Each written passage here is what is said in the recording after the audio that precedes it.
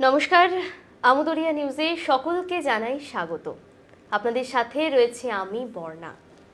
হাতে গুনে আর মাত্র কয়েকটা দিন, তারপর মাধ্যমিক পরীক্ষা। এই সময় সমস্ত ছাত্রছাত্রীদের মধ্যে একটা ভয় কাজ করছে, তার কারণ তারা জীবনে প্রথমবার এত বড় একটি পরীক্ষায় বসতে চলেছে। আর সব থেকে বেশি, অর্থাৎ 100%-এর মধ্যে 90% স্টুডেন্টই কিন্তু অঙ্ককে ভীষণ ভয় পায়। তো আজ প্রথমেই আমরা অঙ্ক এই বিষয়ের ওপর কিছু সাজেশন, প্রস্তুতি ঠিক কিভাবে নিতে হবে সমস্তটাই শুনবো। আমাদের সাথে আজ স্টুডিওতে রয়েছেন স্বপনেন্দু নন্দী। নমস্কার স্যার। নমস্কার, আপনাকে স্বাগত। জানিয়ে রাখি, স্বপনেন্দু বাবু হায়দারপাড়া বুদ্ধভারতী উচ্চ মাধ্যমিক বিদ্যালয়ের প্রাক্তন প্রধান শিক্ষক, পশ্চিমবঙ্গ মধ্যশিক্ষা পর্ষদের প্রাক্তন প্রধান পরীক্ষক। প্রথমেই বলি স্যার, কেমন আছেন বলুন? ভালো, সুন্দর। তো পরীক্ষা আসছে, সমস্ত ছাত্রছাত্রীদের প্রিপারেশন এখন তুঙ্গে। তো প্রথমেই যেটা জিজ্ঞেস করার, যে মাধ্যমিক পরীক্ষায় অঙ্কের প্রশ্নপত্রের যে নম্বর, সেটাকে কিভাবে ভাগ করা হয়? প্রথমেই বলতে হবে বাচ্চাদের মানে শিক্ষার্থীদের মনে কিছুটা ভয়ভীতি দূর করে আসতে হবে। কারণ আমরা এটা বিশ্বাস করি, যার স্বপ্ন যত বড় তার সাফল্য তত বেশি। আমরা মাধ্যমিক পরীক্ষার প্রস্তুতির ক্ষেত্রে যে নম্বর বিভাজন, সব পরীক্ষায়, মাধ্যমিকের সব পরীক্ষার ক্ষেত্রে দেখা যায় সব বিষয়েরই যত নম্বরের মোট পরীক্ষা, অর্থাৎ 90 নম্বরের মোট পরীক্ষা, তার মধ্যে 40% অর্থাৎ 36 নম্বর থেকে অবজেক্টিভ। ঠিক একই নিয়মে অঙ্কের ক্ষেত্রেও কিন্তু 36 নম্বর হচ্ছে অবজেক্টিভ। এই অবজেক্টিভের প্রশ্নগুলো 3-4 ধরনের হয়। একটা হয় 4টে করে অপশান দেওয়া থাকে, সেই অপশানের মধ্যে একটা টিক দিতে হয়। টিক তো দেওয়া যাবে না, যেহেতু ওএমআর শিট না, সুতরাং সঠিক উত্তরটি লিখতে হয়। একদম। 2 নম্বর থেকে হ্যাঁ না, মানে সত্য মিথ্যা। তারপরে থাকবে হচ্ছে সত্য মিথ্যার পরে থাকবে হচ্ছে শূন্যস্থান পূরণ। সেখানে লিখতে হবে মোটামুটিভাবে সবগুলো চ্যাপ্টার থেকেই মোট অঙ্কের টোটাল বিভাজনের মধ্যে 6টা চ্যাপ্টার: পাটিগণিত, বীজগণিত, জ্যামিতি, পরিমিতি, ত্রিকোণমিতি আর স্ট্যাটিস্টিক্স। তো 6টা চ্যাপ্টার, প্রত্যেক জায়গায় 6টার থেকে একটা করে প্রশ্ন থাকবে। সুতরাং কেউ যদি মনে করে যে আমি স্ট্যাটিস্টিক্স করবো না, তাতে কোনো অসুবিধা নেই, কিন্তু বাদ দিয়েও উত্তর করা যাবে। হ্যাঁ, অপশন আছে। হ্যাঁ, এতে ভয়ের কিছু নাই ব্যাপার। তা ফলে 6টা করে প্রশ্ন থাকবে। প্রথমটায় 6টার মধ্যে 6টাই উত্তর করতে হবে। তারপরে প্রত্যেকটা ক্ষেত্রে 6টার মধ্যে 5টা উত্তর করতে হবে। এরপরে যে 4 নম্বর প্রশ্নটা, ওখানে থাকবে হচ্ছে 12টা প্রশ্ন। আচ্ছা। ওখান থেকে 10টা প্রশ্ন উত্তর করতে হবে, অর্থাৎ 2 নম্বর করে 10 দুগুণে 20। ঠিক আছে? এইভাবে প্রথমে হলো। তারপরে পরপর যে প্রশ্ন নাম্বারগুলো আসবে, সেগুলো প্রত্যেক জায়গায় অপশান থাকবে যে বেশি দেওয়া থাকবে, করতে হবে কম। 2টো করে দেওয়া আছে, 1টা করতে হবে। 3টে করে দেওয়া আছে, 2টো করতে হবে। এইভাবে ভাগ করা আছে।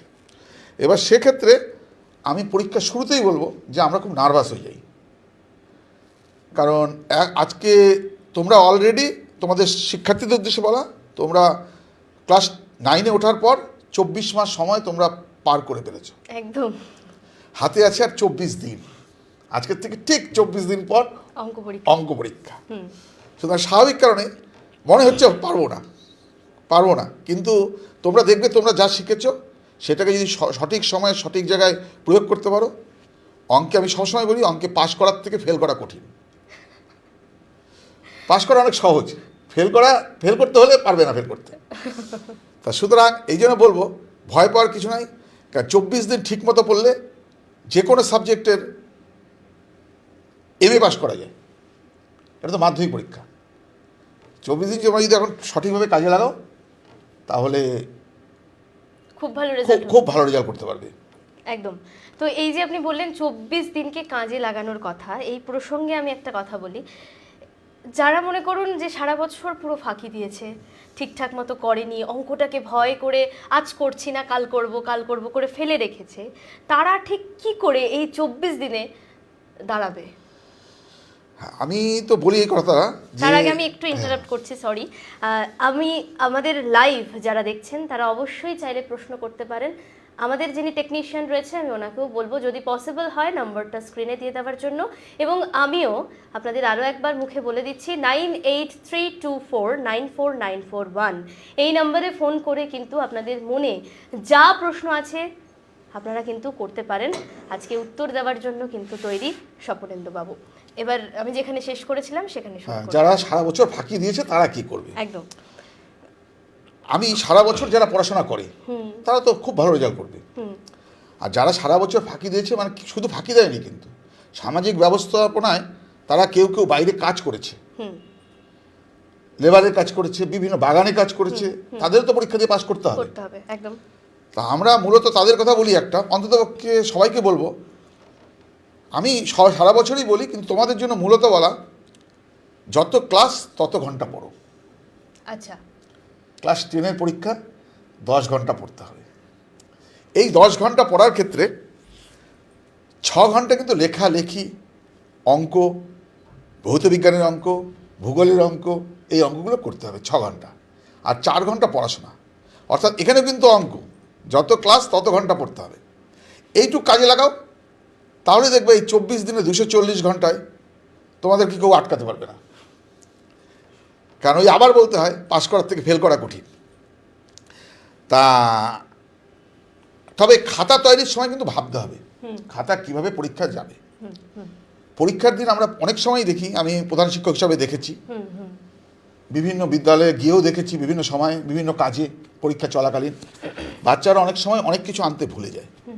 আমি শুরুতেই বলবো, তোমরা প্রথম দিন থেকে যে জিনিসগুলো নিয়ে যাওয়া, তারপরে অঙ্কের দিন আরও 2-1টা জিনিস যোগ হয়। সঙ্গে নিয়ে নেবে অবশ্যই রেজিস্ট্রেশন কার্ডটা, একদম, অ্যাডমিট কার্ড, এ দুটো অবশ্যই নেবে। এ দুটো না দিলে আবার বাড়িতে ফোন করে তারপর কাউকে গিয়ে পৌঁছাতে হবে। আর প্রাসঙ্গিকভাবে বলে রাখি, অ্যাডমিট কার্ডের মধ্যে কিন্তু রেজিস্ট্রেশন নাম্বারটা থাকে, সেখান থেকে তুমি না পেলেও লিখবে, কিন্তু রেজিস্ট্রেশন কার্ড নিয়ে নেবে সঙ্গে। সঙ্গে নেবে হচ্ছে 2টো কলম, অঙ্ক পরীক্ষার সময় 2টো কলম, একটা ব্লু একটা ব্ল্যাক। অল্টারনেটিভ রিজার্ভে রাখার জন্য কলম নিতেই পারো, কিন্তু 2টো কলম ওয়ার্কিং অবস্থায় নিয়ে যাবে। অঙ্ক পরীক্ষার ক্ষেত্রে একটা স্কেল নেবে, স্টিলের স্কেলগুলো পাওয়া যায়, ওটা নিতে ভালো হয়। না হলেও একটা স্কেল নেবে, বড় মিনিমাম 1 ফুট, ঠিক আছে।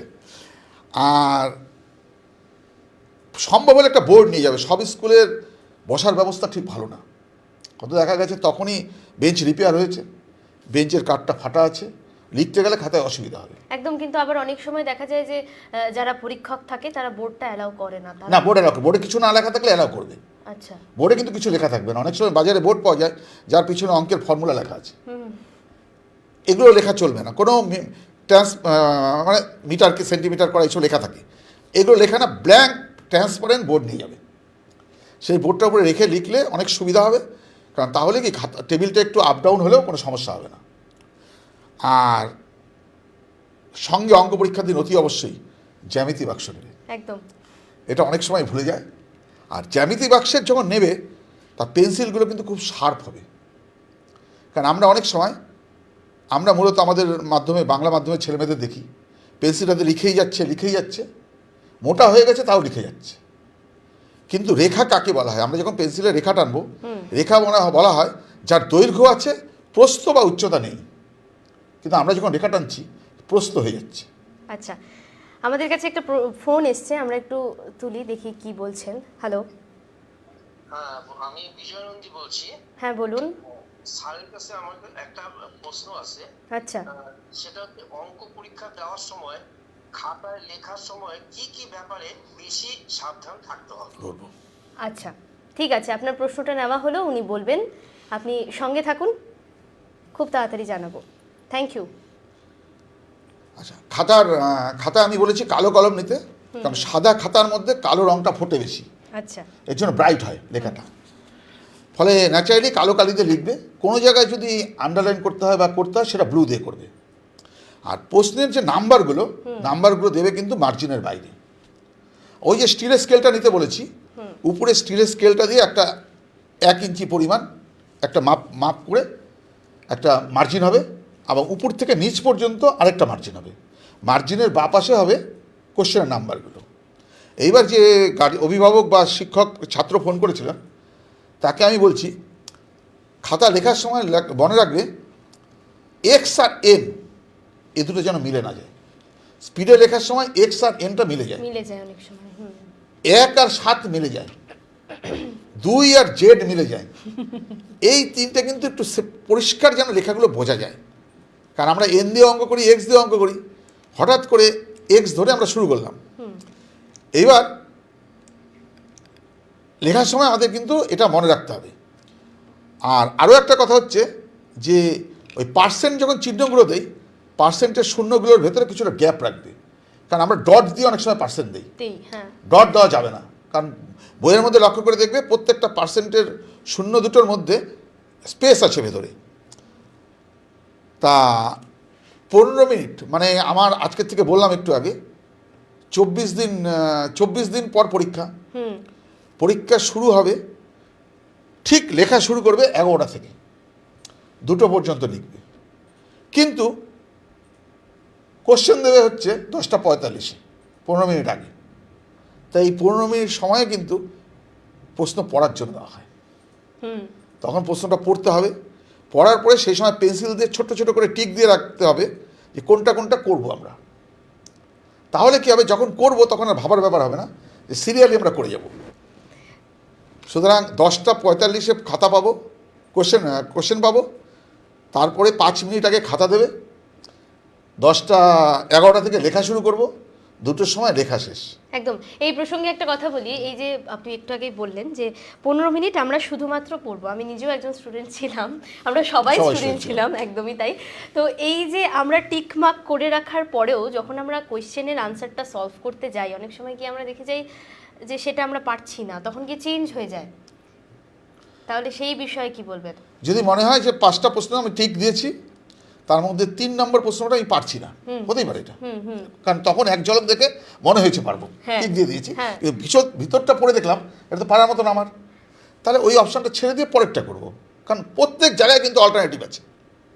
আর গত 2 বছরের আমরা প্রতি মুহূর্তেই 5-7 বছরের কোশ্চেন সঙ্গে রাখি। একদম। গত 2 বছরের প্রশ্নগুলো খুব ভালো করে দেখবে, কারণ অঙ্কের যে পরিবর্তনগুলো হয় সেগুলো কিন্তু প্রশ্ন দেখলে বোঝা যায়।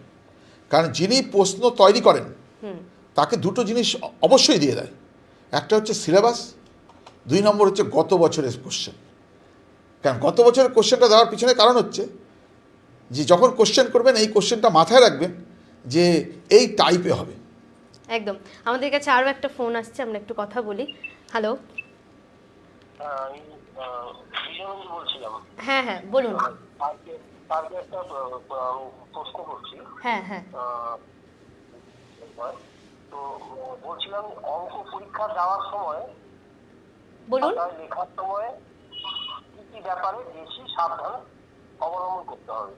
আচ্ছা, উনি জানতে চাইছেন যে পরীক্ষা দেওয়ার সময় কি কি বিষয়ে সাবধানতা অবলম্বন করতে হবে। আচ্ছা, পরীক্ষার প্রথমেই বলবো, সাবধান বলবো যে পরীক্ষা হলে যিনি ডিউটি থাকবেন তাকে জ্বালাবে না। তুমি যদি বারবার এদিক ওদিক তাকাও, তিনিও ডিস্টার্ব ফিল করবেন, উনি এলে তুমিও ডিস্টার্ব ফিল করবা। কারণ উনিও চেষ্টা করবেন ওনার নৈতিক দায়িত্ব থেকেই যে পরীক্ষাটা ভালো করে দেয়। আর আমরা মাস্টারমশাইরা সবসময় কিন্তু মোরালি লিবারাল, এই শব্দটা মনে রাখবে, মোরালি লিবারাল। আমরা কিন্তু আদর্শচ্যুত হই না, কিন্তু তোমাদের পরীক্ষাটা ভালো দাও প্রথম, সেটা আমরা সবসময় চেষ্টা করি। জলের দরকার হলে তুমি বলো, প্রয়োজন আমরা জল পৌঁছে দেবো। যদি মনে হয় 1 ঘন্টা হয়নি, তোমাকে বাইরে যেতে দিচ্ছে না, কিন্তু তোমার জলের প্রয়োজন, দেওয়া হবে। পাশাপাশি তুমি যদি কোনো মাস্টারমশাইকে নক করতে চাও যে কিছু বলার দরকার আছে, তুমি শুধু উঠে দাঁড়াও। আমি কিছু কিছু শিক্ষার্থীকে দেখেছি তার টেবিলের উপরে শব্দ করে, এটা ঠিক, এটা এথিক্সের মধ্যে পড়ে না। দাঁড়ালে পরেই আমরা যারা ডিউটিতে আছি আমরা চলে যাব এবং গিয়ে তোমাকে সাহায্য করব। সাহায্য মানে কি করে বলে দেবো না, তোমার যে অসুবিধাটা হচ্ছে সেটা সহযোগিতা। আর সব সময় মনে রাখবে দরজা কিন্তু দুটো, সামনে ইনভেস্টিগেটর আছে, পিছনেও কেউ আছে, এটা ধরে নেবা।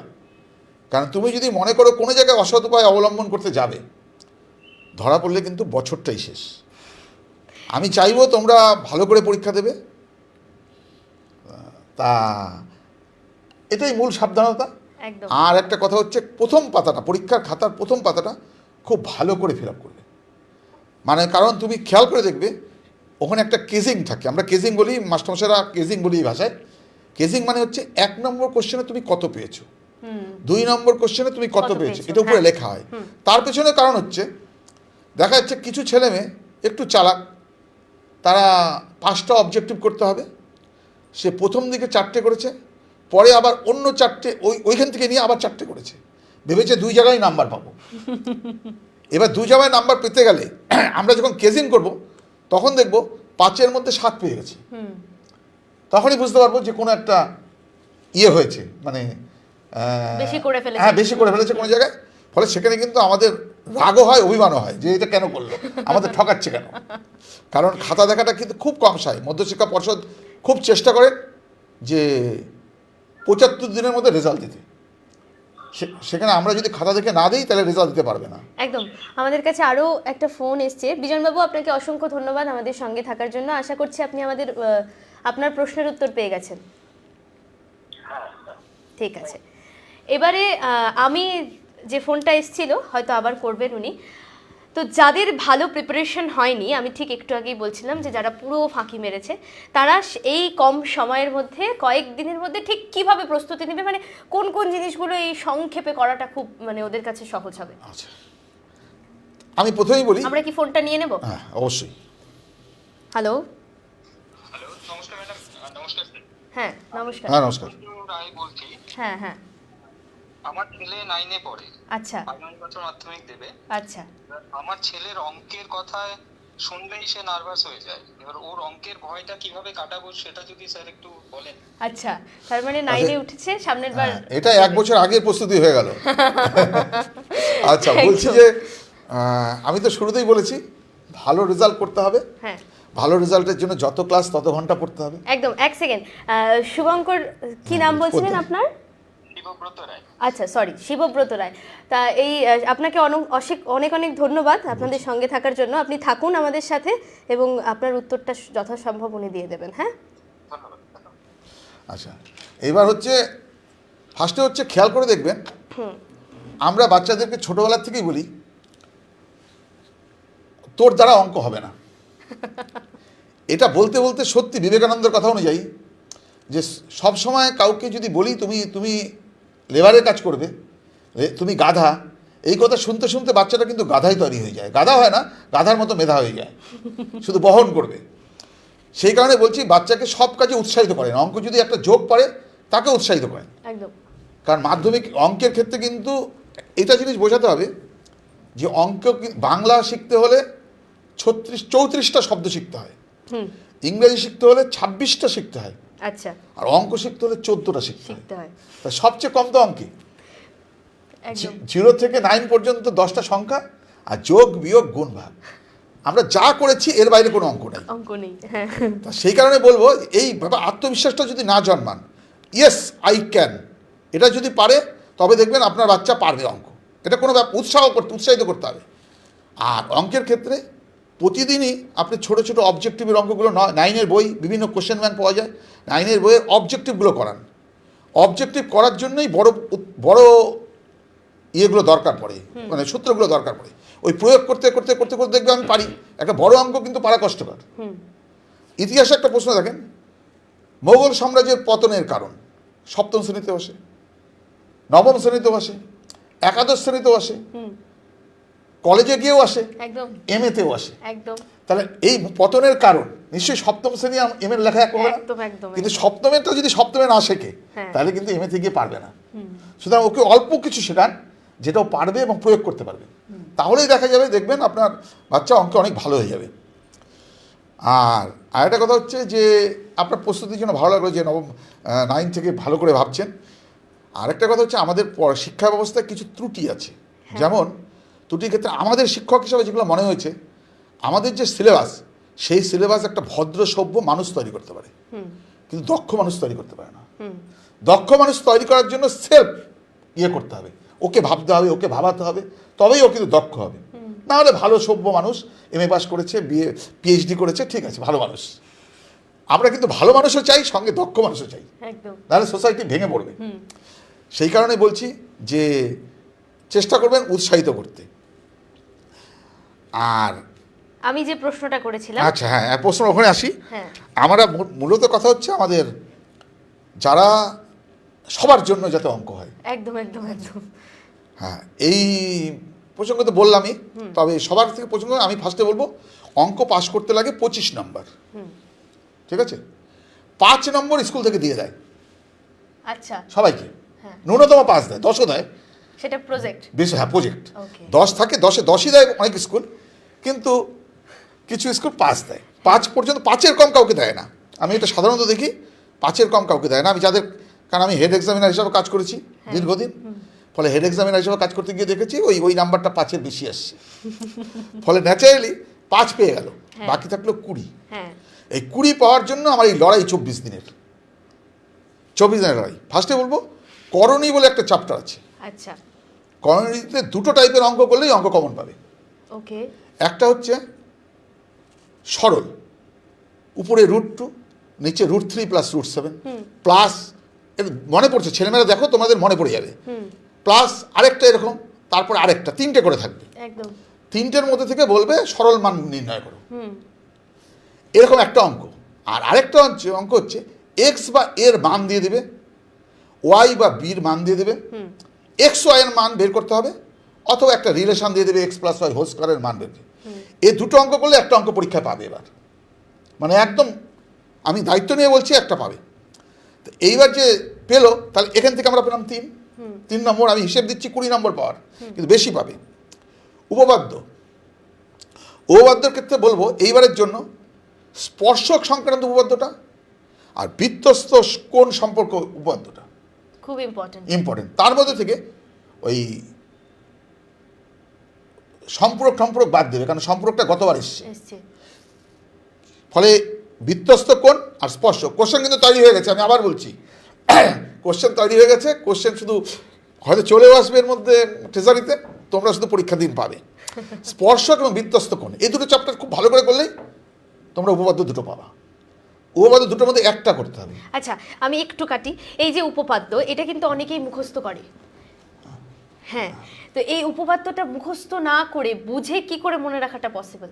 আমি বলছি, এই কথাই বলতে হয় যে উপপাদ্য ত্রুটিটা আমাদের মাস্টারমশাইদের। হ্যাঁ, আমরা ওদেরকে ছোটোবেলার থেকে, আগের থেকেই বলি, দেখবেন আপনারা খেয়াল করে পড়ানোর সময়, ইতিহাস যখন পড়ি চ্যাপ্টারটা পড়ি, তারপরে অনুশীলনীতে যাই। একদম। ভূগোল যখন পড়ি চ্যাপ্টারটা পড়ি, তারপরে অনুশীলনীতে যাই। কিন্তু অঙ্কের মাস্টারমশাই কেন যেন আমি জানি না, চ্যাপ্টার করে না, বইয়ের আগেরগুলো কিচ্ছু পড়ায় না, না, সরাসরি অনুশীলনীতে চলে যায়। ফলে সে তো আগেরটা শিখলো না। আগেরটা না শেখার জন্য সে হুমড়ি খেয়ে পড়লো যে আমাকে তো সব অঙ্কই নতুন। হ্যাঁ, ফলে আমি সবাই না, ব্যতিক্রম অবশ্যই আছে, কিন্তু আমি বলবো যে চ্যাপ্টারটা আগেরটা ভালো করে পড়া, ভালো করে পড়লেই, যে আমি উপপাদ্যের প্রথম থেকেই ধরে ধরে ধরে ধরে ধরে ধরে দেওয়া আছে, কাকে কোণ বলে, কাকে বিন্দু বলে, তারপরে বিন্দুর সাথে কোণের সম্পর্ক, এই করতে করতে করতে করতে আসে। কিন্তু ফলে ওই স্টেপগুলো যদি করে আসে, তাহলে আর মুখস্থ করার প্রয়োজন হবে না। কিন্তু আমরা যেহেতু, আমি যেমন বললাম, দায়িত্ব নিয়ে বললাম অঙ্কটা আসবে, আমার যারা মাস্টারমশাইরা রেগুলার ক্লাস করাচ্ছেন, রেগুলার খাতা দেখছেন, তারা আরও বেশি বলে দিতে পারছেন। ওরা বলে দিচ্ছে এবার 6 নম্বরটা পড়বি রে, পড়ে যাচ্ছে। এবার পরীক্ষা হলে বাচ্চাদের আমি দেখেছি বাথরুমে গিয়ে বলে 6 নম্বরটা কী হবে, আসছে হয়তো 7 নম্বরটা, একদম, কারণ ওটা কনভার্স, 7 নম্বর এসছে, ওর 6 নম্বর চলছে। ফলে এই যে ত্রুটি, এই ত্রুটি কিন্তু আমাদের শিক্ষা ব্যবস্থার ত্রুটি। এই 6 আর 7 কিন্তু উল্টো, হয়তো যে একটা এলাকা আছে বৃত্তস্থ হলে সম্পূরক হবে, আর একটা আছে সম্পূরক হলে বৃত্তস্থ হবে, উল্টোটা লিখে দিয়ে চলে আসলো। আচ্ছা, এবার আমি আসি, তাহলে 5 আর এই উপপাদ্যে 5 পাচ্ছি, 5 আর 3 8 হলো। এরপর সম্পাদ্যের ক্ষেত্রে আমি বলবো এবার অন্তর্বৃত্তটা আসার সম্ভাবনা খুব বেশি। আচ্ছা, কিন্তু অন্তর্বৃত্তের সাথে মধ্য সমানুপাতিটা রিস্ক নেবা না, মধ্য সমানুপাতিটা থাকুক, মধ্য সমানুপাতিটা করবে। তবে মধ্য সমানুপাতি কিন্তু ডাইরেক্ট আসে না। কিভাবে আসবে? জ্যামিতিক উপায়ে √15 মান নির্ণয় করো। কিংবা রুট 15 সেমি ব্যাসার্ধ বিশিষ্ট একটা বৃত্ত আঁকো। এই যে ব্যাপারটা, এই জন্য মধ্য সমানুপাতি এবং অন্তবৃত্ত এই দুটোর টেস্ট পেপারে যে কোনো টেস্ট পেপার, সরকারি টেস্ট পেপার হয়তো তোমরা পেয়ে গেছো, বিভিন্ন বেসরকারি প্রতিষ্ঠানেরও টেস্ট পেপার আছে, যে কোনো টেস্ট পেপার থেকে যতগুলো আছে মধ্য সমানুপাতি এবং অন্তর্বৃত্ত, একইভাবে আগের স্পর্শক এবং বৃত্তস্থাপন সবগুলোকে প্র্যাকটিস করো। বেশি নাই কিন্তু, খুলে দেখবা 4টা পাতা পরের থেকে রিপিট হচ্ছে। সুতরাং তাহলে এখান থেকে আমরা সম্পাদ্য থেকে 5 পাবো। কিন্তু সম্পাদ্য আঁকার সময় কিন্তু মনে রাখবে ইরেজার ব্যবহার করব না, ইরেজার ব্যবহার করব না, ডাবল রাইটিং হয়ে যায়, ওভার হয়ে যায়। আরেকটা ব্যাপার হচ্ছে উপপাদ্য শুরু করব খাতার বা পাতার থেকে, বা দিকের থেকে। কারণ অনেক সময় কি হয়, বা দিক পৃষ্ঠা উল্টাতে হয়, উল্টাতে গেলে তুমি দেখার সময় ভুল দেখতে পারো। এই জন্য খুলে নিলে পরে এই পাতাটা ওই পাতায় দেখা যাবে। আর সম্পাদ্যটা করবে ডান পাতায়। আচ্ছা, কারণ হচ্ছে সম্পাদ্য যদি বা পাতায় করো, বা পাতার আগের পাতায় কিছু লেখা হয়েছে, সেই কালির পয়েন্টগুলো এই পাতায় চলে আসতে পারে। তুমি ওটাকে বিন্দুভাবে ওটাকে মাপা শুরু করলে, মেপে দিলে, ফলে সম্পাদ্য মিলবে না। সেই জন্য সম্পাদ্য মনে রাখবে কিন্তু উপপাদ্য করবে বাঁ দিকের পাতার থেকে, সম্পাদ্য শুরু করবে ডান দিকের পাতার থেকে, যাতে করে তোমার সমস্যা না হয়। তাহলে এখান থেকে 5। এরপরে আসলো পাটিগণিত। পাটিগণিতের চক্রবৃদ্ধি সুদ। আমি কিন্তু অনেক কিছু বাদ দিয়ে দিয়েছি মাঝখানে না পড়ার জন্য, কারণ 100 নম্বরের কোশ্চেনের 100 অনেক বেশি থাকে। চক্রবৃদ্ধি সুদের সাথে মেলে হচ্ছে সমহার বৃদ্ধিটা, একই ফর্মুলা দুটোর, শুধু এদিক ওদিক করা একটু। আর চক্রবৃদ্ধির সাথে সাথে আবার সরল সুদের অঙ্ক সুদের মেলে। তা আমরা এটা করব হচ্ছে চক্রবৃদ্ধি সুদ আর সমূল বৃদ্ধি, এ দুটো করলে তোমরা একটা পাটিগণিত পারবে। এবার আসলো উচ্চতা দূরত্ব, হাইট অ্যান্ড ডিস্টেন্স।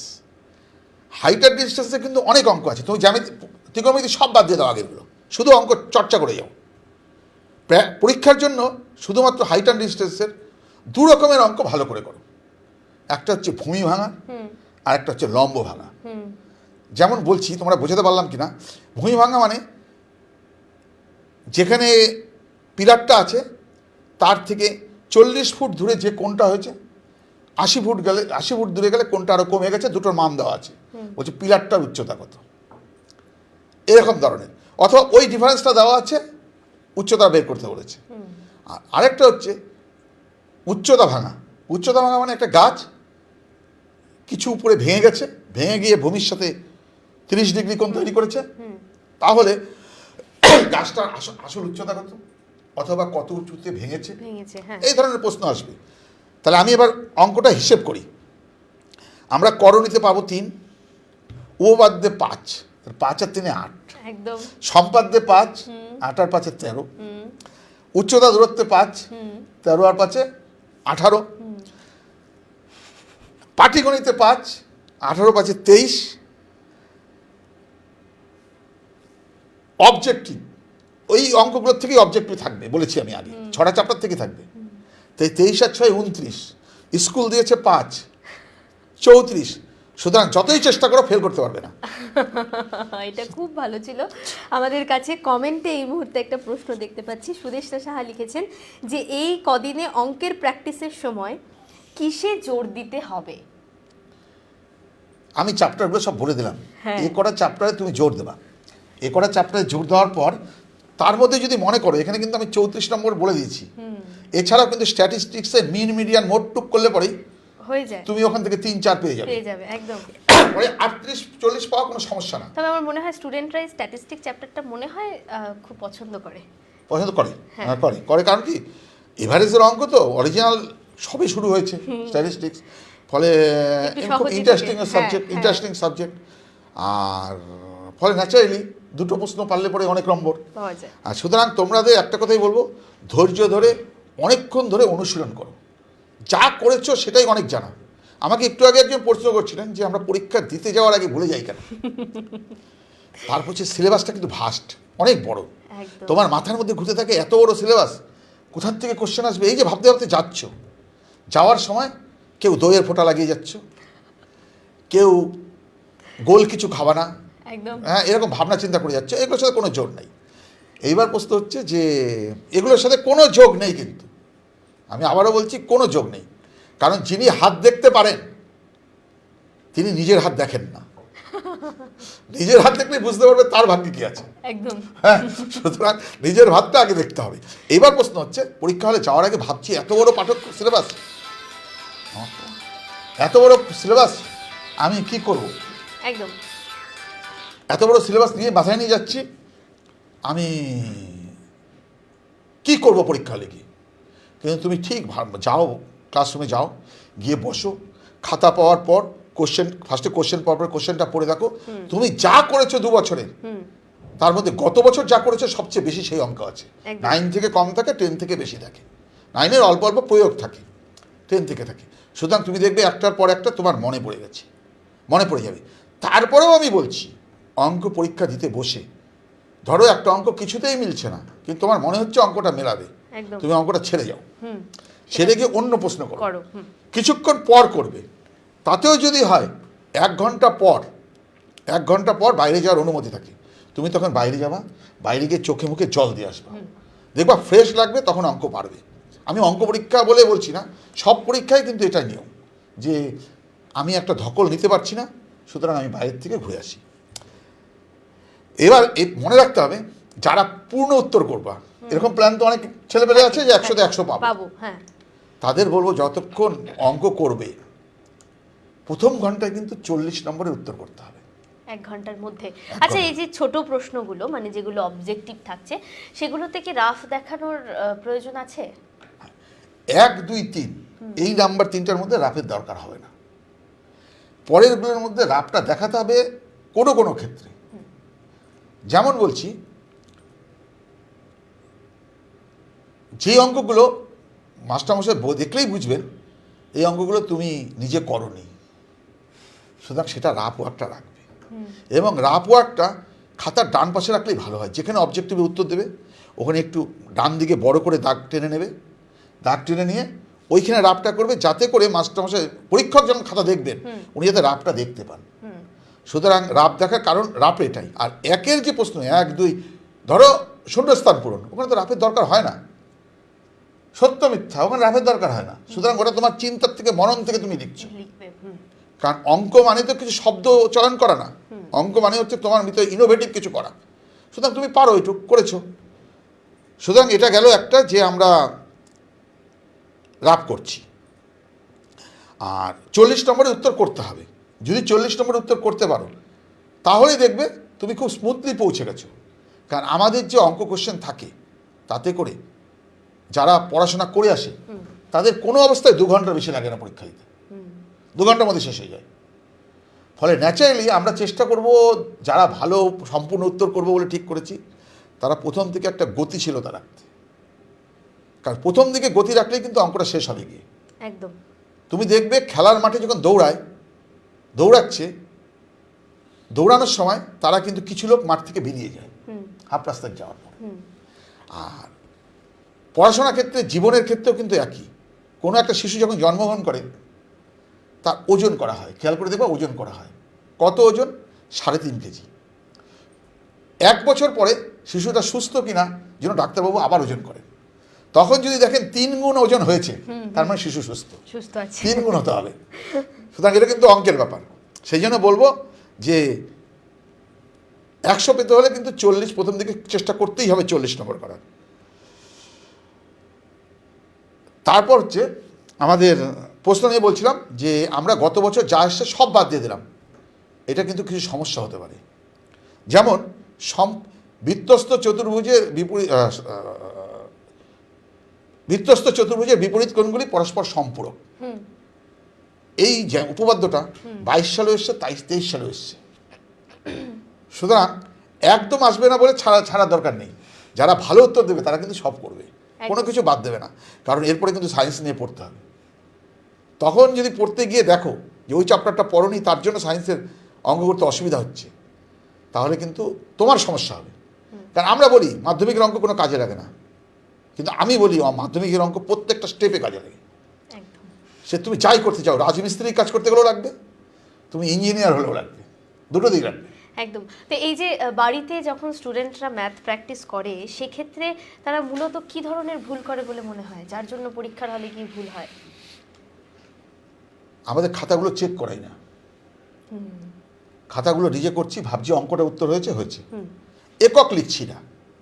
যেমন আমি ভাবি 10 টাকা করে 15 দিনে কাজ করলে কত টাকা পাবে, আমরা লিখলাম 10 গুণ 15 সমান সমান 150 টাকা। একদম ভুল। কারণ লিখতে হবে 10 গুণ 15 টাকা সমান সমান 150 টাকা। 150 টাকা। প্রথমটা একক দেইনি, পরেরটা একক দিয়েছি। সুতরাং এই যে ভুলগুলো ভালো খাতায় কিন্তু আমরা দেখি, এগুলো দেখতে হয় ভালো খাতার মধ্যে। যারা 25 পাবে তাদেরকে আমরা সবসময় লিবারাল হয়ে চেষ্টা করি যে 25 পেয়ে যাক। হ্যাঁ, কারণ এই অঙ্কে হয়তো সে ইংরেজিতে খুব ভালো বা ইতিহাসে খুব ভালো, সে আগামী দিনে অঙ্ক নিয়ে পড়বে না। কারণ আমাদের একটা অঙ্কের হিসাবে আছে 7টা সাবজেক্ট, 15% লোক যদি অঙ্ক নিয়ে পড়ে তাহলেই 100% পড়লো। 7-15 105, 15% লোক যদি অঙ্ক নিয়ে পড়ে তাহলে, সুতরাং সবাই পড়বে না, বাকি 85% কিন্তু বাইরে থাকবে অঙ্কের। একদম। সেই কারণেই বলছি যে অঙ্ক নিয়ে যারা পড়বে তারা কিন্তু কোনো চ্যাপ্টার বাদ দেবে না। কারণ প্রয়োগ কিন্তু খুব, স্ট্যাটিস্টিক্স তো শুরুই হবে হায়ার সেকেন্ডারিতে, যেখানে বলবা সে অঙ্ক লাগবে। আচ্ছা, আর একদম। যারা আমাদের লাইভ দেখছে, ধরুন প্রচুর স্টুডেন্ট রয়েছে, তারা কিছু ভালো কিছু খারাপ, তারা আপনার কাছে জানতে চাইছে, আমি তাদের হয়ে আপনাকে কোয়েশ্চেনটা করছি। বিশেষ করে যারা 25 পাবে বা কোনো রকমে একদম প্র্যাকটিস হয়নি, এই ভয়ে ভয়ে আছে, তারা আপনার কাছে জানতে চাইছে এই মুহূর্তে, স্যার এত কথা তো বুঝলাম, কিন্তু পাশ করার মতো কিছু সাজেশন আমায় দিন এবার। পাশ করার সাজেশন তো আমি শুরুতে কিছু বলেছি। একদম, সেগুলো তো আপনি বললেন, কিন্তু তাও করণই করবে। হ্যাঁ, কোন কোন জিনিসগুলো খুব ইম্পর্টেন্ট, যেমন করে টিউশন টিচারে যেটা আপনি বলছিলেন একটু আগে, মার্ক করে দেয়, এগুলো এগুলো এগুলো বেশি করে করো, চলে আসবে। তো সেই রকম একটু সাজেশন চাইছে। করণই করতে হবে। করণীর সব চ্যাপ্টার করতে হবে না, শুধুমাত্র সরলগুলো করতে হবে আর মান নির্ণয় করতে হবে, দুটো নোট করে নাও সবাই। একদম। উপপাদ্য, দুটো টাইপের উপপাদ্যটা করতে হবে, একটা স্পর্শক সংক্রান্ত আর একটা হচ্ছে বৃত্তস্থ কোণ সংক্রান্ত। একদম। সম্পাদ্য, আমি বলেছি সম্পাদ্য অন্তর্বৃত্তটা খুব ভালো করে করতে হবে, ওটা আসার খুব সম্ভাবনা, সঙ্গে মধ্য সমানুপাতি, দুটো মাত্র করে বলেছি। অঙ্ক কিন্তু ভাস্ট সিলেবাস, ভাবার ব্যাপার নেই। আর পাটিগণিতে চক্রবৃদ্ধি, সমূল চক্রবৃদ্ধি, একদম, এই দুটো করলে পরেই আমার মনে হচ্ছে তোমরা কিছু কমন পেয়ে যাবে, অনেক বেশি পাবা। 25 পাতে পেতে হবে না, আরও বেশি পাবা। কারণ আমরা যদি চেষ্টা চালিয়ে যাই, প্রতিদিন কিন্তু অনুশীলনটা করতে হবে। কারণ আমি সব সময় সব জায়গায় একটা কথাই বলি, অঙ্ক আর মাংস যত কষবে তত ভালো। আহা, কি সুন্দর কথা। দেখবে রান্না খারাপ হয়েছে, মাকে বললাম, মা বলতো আর একটু কষলে পরে ভালো হতো। বানানে যদিও এদিক ওদিক আছে, কিন্তু অঙ্ক আর মাংস যত কষবে তত ভালো। আর অঙ্ক করার জন্য কোনো ম্যাজিক নাই, এখানে সম্পূর্ণটা লজিক। কারণ কোনো ম্যাজিক নাই। কারণ পিথাগোরাসকে বলেছিল রাজা যে আমার ছেলেকে অঙ্ক করাতে হবে, সহজে কি অঙ্ক করা যাবে? তখন পিথাগোরাস বলেছিলেন অঙ্ক শেখার কোনো রাজপথ নেই, পথ একই, সেই পথেই আমাদের যেতে হবে। সুতরাং সে যেই হোক, মেধাবী হোক, কম মেধাবী হোক, ধনীর ছেলেমেয়ে হোক, গরিবের ছেলেমেয়ে হোক, সবাইকে কিন্তু অঙ্কটা অনুশীলন করেই পৌঁছাতে হবে। তবে যারা অঙ্ক নিয়ে পড়বে না, তাদের 40 পর্যন্ত পেলেই তো আমাদের যথেষ্ট, তাদের ফার্স্ট ডিভিশন হয়ে যাবে। একদম, কারণ অনুসারে বেশি থাকবে, হয়ে যাবে। তারা সবসময় এটাই ভাবে মাধ্যমিকটা হলে বাঁচি বাবা, অঙ্কটাকে বিদায় করে এরকম ভাবে। আবার আমি এমন লোককে দেখেছি যারা মাধ্যমিক পর্যন্ত অঙ্কে খুব খারাপ ছিলেন, হ্যাঁ, পরে গিয়ে অ্যাব্রাপ্ট চেঞ্জ হয়ে গেছে, একদম টার্নিং পয়েন্ট, সে অঙ্ক নিয়ে পড়াশোনা করছে।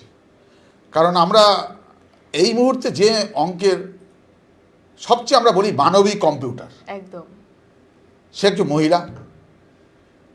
তোমরা সবাই নাম জানো মানবিক কম্পিউটার, শকুন্তলা দেবী। উনি কিন্তু ক্লাস 2 পর্যন্ত পড়াশোনা করেছেন 2 পর্যন্ত, কিন্তু কম্পিউটারকে হার ফেলে দিচ্ছেন গুণ ভাগে, যোগ বিয়োগে। তা ফলে আমরা তাকে মানবিক কম্পিউটার বলি। তা বুঝতেই পারছো যে আমি শুরুতেও বলেছি অঙ্কে মাত্র 14টা চিহ্ন, এই 14টা চিহ্ন অপারেট করতে হবে ভালো করে। তা যে যা পড়ে, যে যতদূর পড়েছে, আমার মাস্টারমশাইরাও এর বাইরে জানেন না, আমিও জানি না, আমার ছাত্ররাও তার বাইরে জানে না, এই 14টা জিনিসই জানেন করছে। সুতরাং আমি তোমাদের একটা কথাই বলবো, পরীক্ষা হলে নার্ভাস হবা না। আর পরীক্ষা দিতে যাবা, আগের দিন রাত্রে অনেক রাত পর্যন্ত পড়াশোনা করবে না। প্রত্যেক পরীক্ষা শুরু হয়ে গেলে অঙ্ক পরীক্ষার আগের দিন একটা ছুটি থাকে, সম্ভবত 9 তারিখে ফেব্রুয়ারি, 9 তারিখে হচ্ছে অঙ্ক পরীক্ষা, 8 তারিখে ছুটি থাকবে। অদ্ভুতভাবে 8 তারিখ আগের থেকে আমাদের ভয় ধরিয়ে দেয় যে একদিন বেশি লাগবে অঙ্কের জন্য। 8 তারিখে পরীক্ষার ছুটি আছে, 7 তারিখ পরীক্ষা দিয়ে এসে পড়ো, যত রাত পর্যন্ত পড়ো, অঙ্ক করো।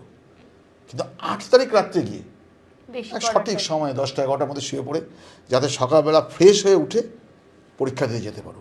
আর এই প্রসঙ্গে একটা কথা বলবো, তোমাদের পড়ার ঘরে দেখবে নতুন ক্যালেন্ডার চলে এসছে, 26 সালের ক্যালেন্ডার সবার বাড়িতে আছে।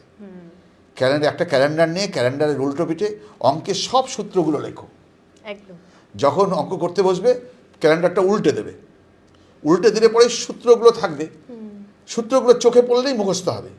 কারণ খেয়াল করে দেখবে, তোমার পাশের বাড়িতে একটা বাইক প্রতিদিন আসে, তুমি কোর্টে গেছে, কোর্টে গিয়ে দেখলা ওই বাইকটা দাঁড়িয়ে আছে, তুমি কিন্তু বাইকটাকে মুখস্থ করনি, কিন্তু দেখতে দেখতে মুখস্থ হয়ে গেছে। একদম। সুতরাং মনে হবে এই বাইকটা তো আমাদের পাশের বাড়িতে যায়, এটা আমাদের মনে হয়।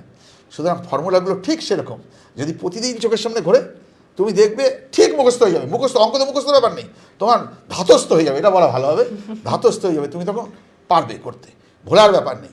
আর সুযোগ হচ্ছে প্রথম শুরুতেই খাতাটার লাস্ট পাতায় গিয়ে ত্রিকোণমিতির টেবিলটা করে ফেলবে। কারণ টেবিলটা দরকার হবে যদি কোনো জায়গায় মান নির্ণয় আসে। হাইট অ্যান্ড ডিস্টেন্সের অঙ্কটা করতে গেলে লাগবেই। সুতরাং তখন যদি করতে যাও, তুমি ভাবতে যাও, ভুল হতে পারে। সুতরাং করা থাকলে উল্টে দিয়েও 0 1 2 3 4 লিখে 4 দিয়ে ভাগ করে রুট করলেই হয়ে যাচ্ছে। সুতরাং ওটা করে সবগুলো করে রাখবা, পৃষ্ঠা উল্টে মানটা দেখে দেবা। তবে আবার বলছি, 11টায় পরীক্ষা স্টার্ট, 11টার আগে করবে না কিন্তু, একদম করলে খাতা এক্সপায়ার হয়ে যেতে পারে। সুতরাং করবে 11টার পরের থেকে। বেশ, সুতরাং তো হ্যাঁ, আমরা আমাদের অনুষ্ঠানের একদম শেষ পর্যায়ে চলে এসেছি। তবে যাওয়ার আগে, মাধ্যমিক পরীক্ষা সকলের জন্যই একটা ভয় সব কাজ করেই, ওটা কিছুতেই ওটা দূর করা যাবে না।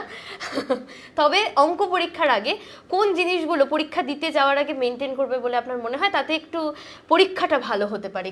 কি ধরনের ভয় পাওয়া উচিত নয়? ফার্স্ট কথা হচ্ছে নার্ভাস হবে না। হ্যাঁ, কারণ তোমরা যারা সাইকেল চালাও বা স্কুটি চালাও, এখন তো অনেক বাচ্চারাও স্কুটি চালায় দেখি, বাবাকেও জিজ্ঞাসা করবা, যারা স্কুটি চালান, মা হয়তো চালান, তারা অ্যাক্সিডেন্ট করেন নাই এমন সংখ্যা খুব কম, অ্যাক্সিডেন্ট করেছেন, সাইকেলে করেছেন। তুমি খেয়াল করে দেখবা, বলবা বাবা মাকে কখন অ্যাক্সিডেন্ট করেছো। যখনই অ্যাক্সিডেন্ট করেছে তার আগে নার্ভ ফেল করেছে। নার্ভ ফেল করার পরে আমরা অ্যাক্সিডেন্ট করি। সুতরাং এই অ্যাক্সিডেন্ট হওয়ার আগে নার্ভটা ফেল করা যাবে না, যে আমি পারবো না, এটা ভাবা যাবে না। আমি পারি যাবো, কেন পারবো না? আরে বাবা, ও 80 পাবে, আমি নয় 75 পাবো, একদম, তাতে অসুবিধা কী আছে? আর এটা না পাওয়ার মানে কোনো কারণ না, কিন্তু কোনো নাই। কারণ তোমাদের ভিতরে অসীম ক্ষমতা আছে, তোমরা সেই ক্ষমতাকে প্রয়োগ করতে হবে। আমি সবসময় একটা গল্পও বলি যে এক ভদ্রলোক একটা পাথর কেটে কিছু করছিলেন, পাশ দিয়ে এক ভদ্রলোক যাচ্ছে, আমাদের মতো কম বোঝা মানুষ। তিনি যাওয়ার সময় দেখে পাথরটা কাটছে, ভেবেছে কী বা করছে। ফেরার সময় দেখে পাথরটা কেটে একটা সুন্দর মূর্তি তৈরি করেছে। তখন উনি জিজ্ঞাসা করছে, এই মূর্তিটা পেলেন কোথায়? ওই ভদ্রলোক শিল্পী, উনি সিগনিফিক্যান্ট উত্তর দিয়েছেন। উনি বলেছেন, এই পাথরটার ভেতরেই মূর্তিটা ছিল, আমি শুধু অপ্রয়োজনীয় অংশটা কেটে ফেলেছি। তোমাদের অপ্রয়োজনীয় অংশটা শুধু ছেড়ে ফেলে দাও, তোমরা খুব ভালো পরীক্ষা দেবে। আমিও আশা করছি সাহস নিয়ে পরীক্ষা দিতে যাও। প্রচুর লোক তোমার আগে পাশ করেছে, তুমি প্রথম না। এবারও প্রচুর লোক পাশ করবে, প্রচুর ছেলেমেয়ে পাশ করবে, তুমিও করবে, প্রচুর ছেলেমেয়ে ভালো রেজাল্ট করবে, তার মধ্যে তুমিও থাকবে, এই আমরা আশা করছি। একদম, আপনাকে অনেক অনেক ধন্যবাদ। আপনি এতটা সময় আমাদের দিলেন, এবং শুধু আমাদের সময় দিলেন না, যারা স্টুডেন্ট, যারা বসে আমাদের এই লাইভ দেখছেন, তাদের জন্য আশা করা যায় যে এটা কিন্তু ভীষণ একটা হেল্পফুল হলো। তার জন্য আমরা সকলের পক্ষ থেকে, আমুদরিয়ার পক্ষ থেকে আপনাকে অনেক অনেক ধন্যবাদ জানাই। আর সেই সঙ্গে আমুদরিয়াও চায় প্রত্যেকটা মাধ্যমিক ক্যান্ডিডেটের যেন পরীক্ষা খুব ভালো হয়। শুধু অঙ্ক পরীক্ষায় নয়, সব পরীক্ষাগুলো খুব ভালো হোক, কিন্তু অঙ্কটা তো একটু সবাই ভয় পায়। তো আমরা অঙ্ক দিয়ে শুরু করলাম, পরবর্তীতে আমরা আবারও আসবো এরকম লাইভে এবং এসে অন্যান্য বিষয়ের ওপরেও কিন্তু সাজেশন দেওয়ার চেষ্টা করব। ততক্ষণ আমাদের সঙ্গে থাকুন, দেখতে থাকুন আমুদরিয়া নিউজ। আর আমুদরিয়া আপনাদের সঙ্গে আছে, আপনারাও কিন্তু আমুদরিয়ার সঙ্গে থাকুন। আমাদের সঙ্গে এতক্ষণ স্টুডিওতে ছিলেন স্বপনেন্দু নন্দী। ধন্যবাদ সকলকে।